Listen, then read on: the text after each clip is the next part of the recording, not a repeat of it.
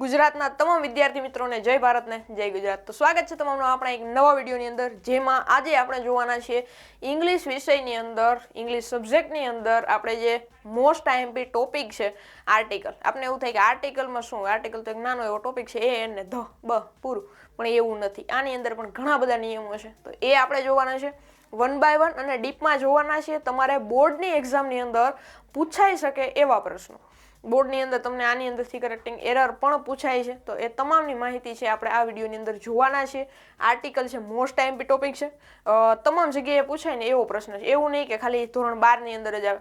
આ આપણે કોમ્પિટિટિવ એક્ઝામની અંદર પણ પૂછાય છે, નાના ધોરણની અંદર પણ પૂછાય છે, એવું જ નહીં કે ખાલી 12 ની અંદર। ઓકે, આર્ટિકલ ટોપિક છે, જોવાના છે। ઓકે, એ ને ધ એ આખા ગામને ખબર છે।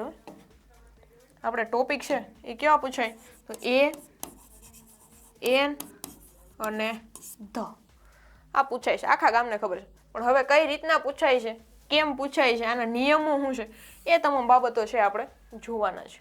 ઓકે, સૌથી પહેલા શરૂ કરીએ। હવે એની અંદર આર્ટિકલની અંદર બે પ્રકાર પડે। તમને એવું કે આર્ટિકલના પ્રકાર કેટલા, તો એમ દોડવા નથી માંડવાનું એ એને ધ 3 પ્રકાર, એવું નથી। આર્ટિકલના બે પ્રકાર છે, ક્યાં ક્યાં? આ પ્રશ્ન છે આઈ થિંક ટેટની એક્ઝામની અંદર પૂછાણો હતો કે જે આ આર્ટિકલ છે આ કયા પ્રકારનો આર્ટિકલ છે, આ પૂછાણો હતો। આર્ટિકલ છે એની અંદર ઇનડેફિનેટ જનરલ, જે આપણે ઇનડેફિનેટ કયો અથવા તો જનરલ આર્ટિકલ કયો, અચોક્કસ અથવા તો અનિશ્ચિત, અને બીજું છે ડિફાઇનાઇટ અને સ્પેસિફિક, ચોક્કસ અથવા નિશ્ચિત, અને ત્રીજી બાબત છે નો આર્ટિકલ। એટલે અહીંયા બે પણ યાદ નથી રાખવાનું, અહીંયા 3 યાદ રાખવાનું છે। આ બે તો યાદ રાખવાનું છે, ત્રીજું નો આર્ટિકલ સહિત યાદ રાખવાનું છે। તમે કાં તો એને અચોક્કસ રીતે ન દર્શાવી શકતા હોય, અનિશ્ચિત હોય ત્યારે આર્ટિકલ ક્યાં લાગે, અને ડેફિનેટ જેને તમે ડિફાઇન કરી શકતા હોય, જેને તમે ઓળખી શકતા હોય, એના માટે કયો આર્ટિકલ લાગે। તો સૌથી પહેલા આપણે ઇનડેફિનેટમાં જોઈએ, એની અંદર છે એ અને એન, જ્યાં અચોક્કસ બાબતો માટે છે। અચોક્કસ કોઈ વસ્તુ હોય, કોઈ બાબત છે એ અચોક્કસ છે, અનિશ્ચિત છે, એના માટે તમે ચોક્કસ નથી, ત્યારે કયો આર્ટિકલ લાગે, તો ત્યારે બે આર્ટિકલ આવી શકે, એ અને એન। આના નિયમો આપણે જોવાના છે। એ છે એ ક્યારે લાગે, અને એ એન છે અન છે, અને એન કહેતા હોય, એ એન કહેતા હોય, તો એ ક્યારે લાગે। તો આ તમામની વિગતે હજી આપણે ચર્ચા કરવાના છે। અહીંયા ખાલી એટલું જોઈ લ્યો, એ અને એન ક્યારે લાગે અને કઈ રીતના લાગે આગળ જોવું। અત્યારે અનિશ્ચિત બાબત હોય, અચોક્કસ બાબત હોય, તો એ અને એન। હવે ચોક્કસ બાબત છે તો આપણે ધનો ઉપયોગ કરશું।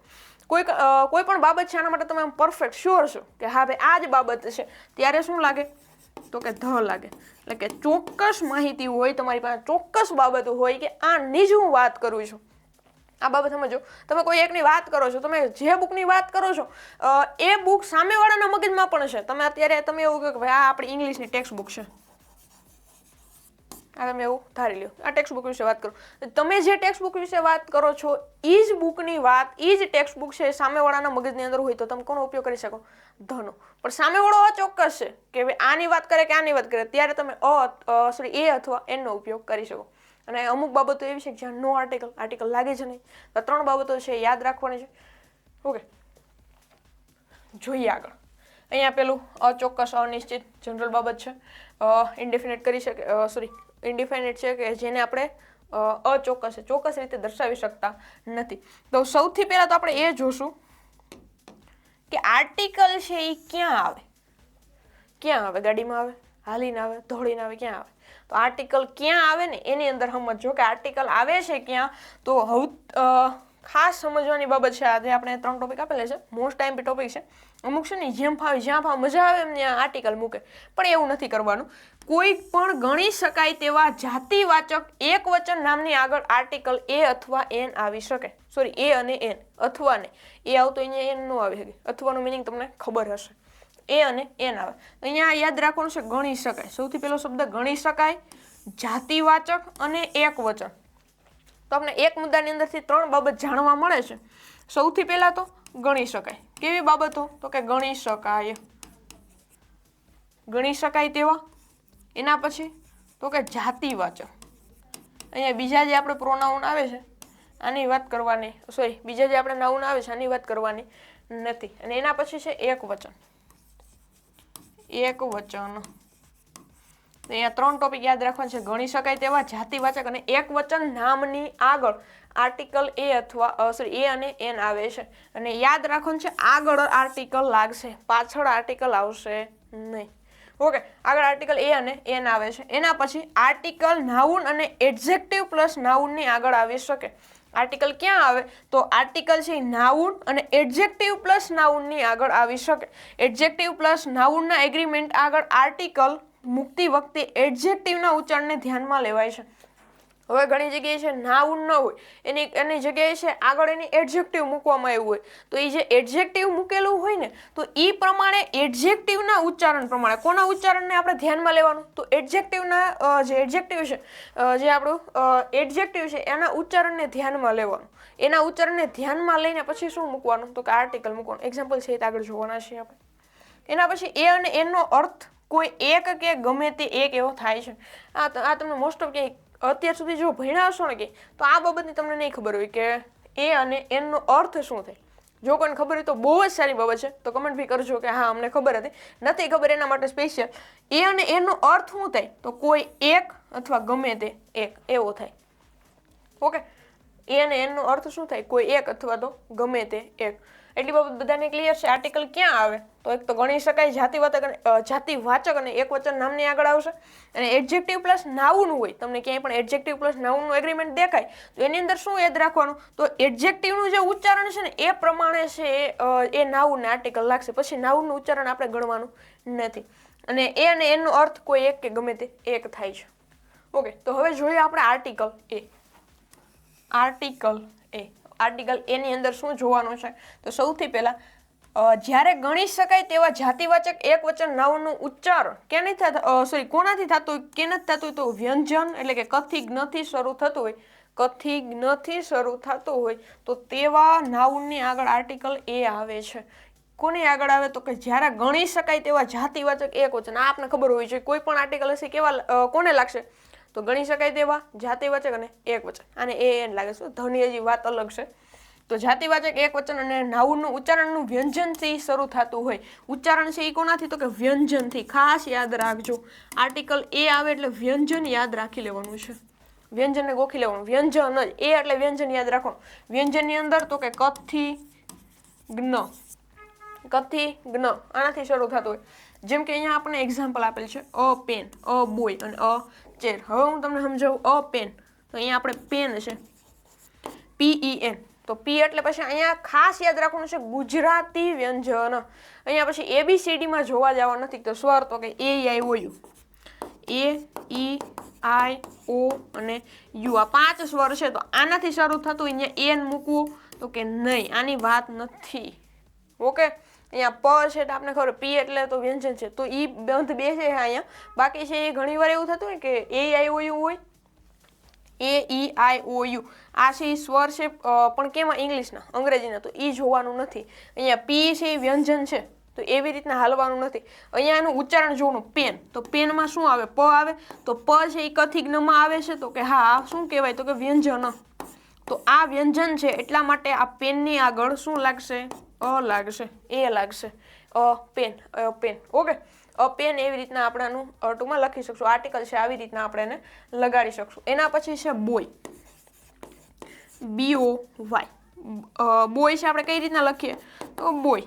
તો આ બ છે, બ શું છે? તો કે વ્યંજન છે, તો આગળ શું લાગે? અ અથવા એ. પછી ચેર છે, તો ચેરમાં આપણે ચ બોલીએ તો આગળ શું લાગે? એ. વ્યંજન છે. ઓકે, હવે સમજાય છે? વ્યંજન હશે, કથી જ્ઞમાં આવતું હશે અને ઉચ્ચારણની શરૂઆત તો વ્યંજનથી થતી હોય એવું તમે યાદ રાખી શકો. ઉચ્ચારણની શરૂઆત વ્યંજનથી, તો એ અ. એના પછી જોઈએ તો ઘણીવાર નાઉનની શરૂઆત સ્વરથી એટલે કે AIOU થી થઈ હોય, પરંતુ તેના ઉચ્ચારણની શરૂઆત છે એ વ્યંજન એટલે કે કથી નથી થતા હોય, તો તેવા નાઉનની આગળ આર્ટિકલ એ આવે. આગળ વાત કરીએ એવી રીતના. હવે એનું જે શરૂઆત છે એ સ્વરથી એટલે AIOU ના સ્પેલિંગથી થઈ હોય અને એનું જે ઉચ્ચારણની શરૂઆત છે વ્યંજનથી થતી હોય, તો આપણે ઉચ્ચારણ છે એ જોવાનું છે. ઉચ્ચારણ સ્વરૂપે હાલવાનું છે. આપણે આની અંદર ક્યાંય AIOU જોવાનું નથી. એટલે ઇંગ્લિશના સ્વરની અત્યારે ક્યાંય વાત થશે નહીં, ગુજરાતીમાં વાત થશે. ઓકે, સરસ મજાનો આર્ટિકલ AN છે, જોઈ લઈએ. એની અંદર જોઈએ તો જ્યારે ગણી શકાય તેવા જાતિવાચક એકવચન નાઉન બંધ બેસ્ટ કોપી પેસ્ટ મારી દેવાનું.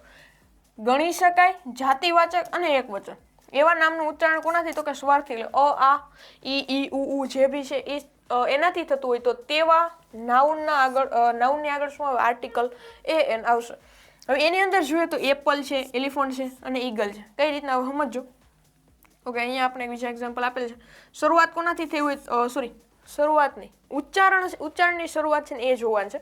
અહીંયા જુઓ, એપલ છે, APPLE વચાય કઈ રીતના તો કે એપલ. ઉચ્ચારણ ક્યાંથી થયું? અ થી. અ છે એ શું છે તો કે સ્વર છે. સ્વર હોય તો શું લાગે? અહીંયા આપણે સ્વર યાદ રાખવાનું છે. સ્વર શું આવે? સ્વર હોય તો એન અન આવશે. અન એપલ આપણે કહીએ. એના પછી એલિફન્ટ. એલિફન્ટમાં એ એટલે આ એ નહીં, એલિફન્ટ આપણે આવી રીતના લખીએ અને આવી રીતના બોલીએ તો આ એ છે શું છે તો કે સ્વર. સ્વર હોય તમને જ્યાં પણ સ્વર દેખાય ત્યાં શું લખવાનું? A N. Okay, સ્વરમાં A N યાદ રાખશું, વ્યંજનમાં એ યાદ રાખશું. ઓકે, એના પછી જોઈએ તો અહીંયા ઘણીવાર નાઉનની શરૂઆત વ્યંજનથી થતી હોય, બી, સી અને ડી જેવા ટૂંકમાં સ્વરથી થતી હોય, વ્યંજનથી થતી હોય. ઇંગ્લિશની વાત છે, એવા વ્યંજનથી થતી હોય, પરંતુ તેના ઉચ્ચારની શરૂઆત છે એ સ્વરથી થતી હોય, આથી થતી હોય, તો તેવા નાઉનની આગળ શું આવે? Article A N. એટલે આપણે અહીંયા ઇંગ્લિશના સ્વરને કંઈ યાદ રાખવાના નથી. ઇંગ્લિશના ઉચ્ચારણને ઇંગ્લિશના જે આપણે સ્વર કે વ્યંજન છે આને યાદ રાખવાના નથી. આની અંદર માત્ર ને માત્ર ગુજરાતી ઉપર ધ્યાન આપવાનું છે. એટલે ગુજરાતી કરતાં કરતાં ઇંગ્લિશ કરી નાખવાનું હોય. હવે એના પછી જો અહીંયા એક એક્ઝામ્પલ આપેલ છે. અહીંયા ઓનેસ્ટ છે, ઓનેસ્ટ બોય એવી રીતના આપેલ છે. અહીંયા અનઅવર આપેલ છે. પછી SSC સ્ટુડન્ટ આપેલ છે.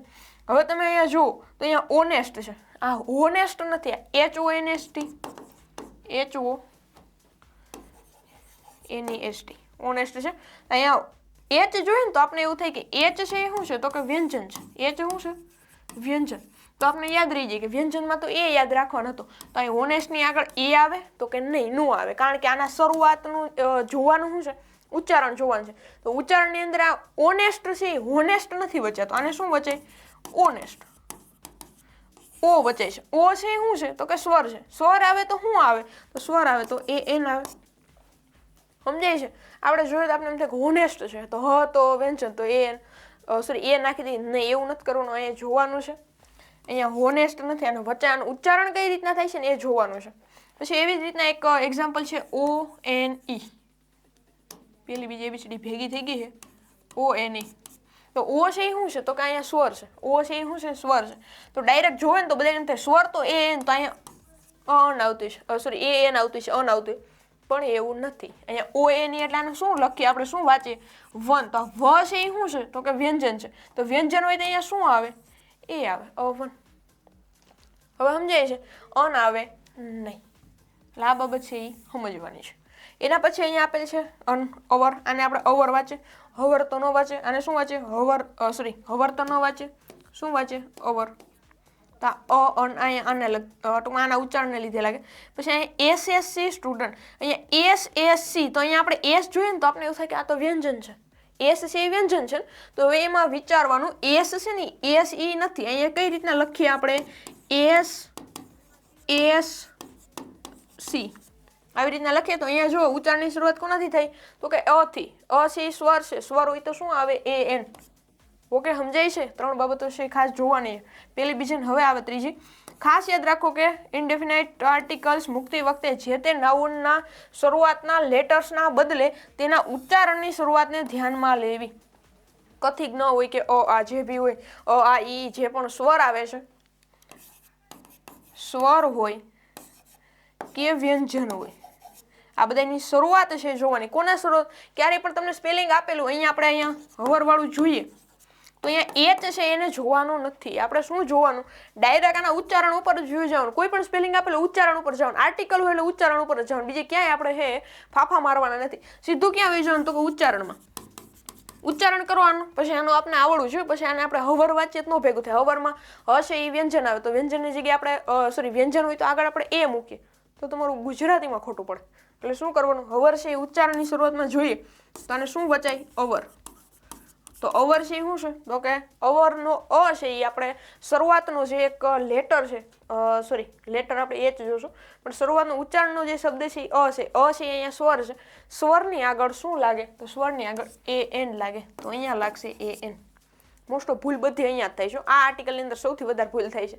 કારણ કે આપણે શું જોઈએ, આવી રીતના કોઈ એક્ઝામ્પલ આપેલું હોય ને તો હ જોઈ લઈએ ડાયરેક્ટ, એ તો છે, હ આવે શું આવે તો કે વ્યંજન છે, એવો મૂકી દો XYZ એવી રીતના. તો એવું કરવાનું નથી.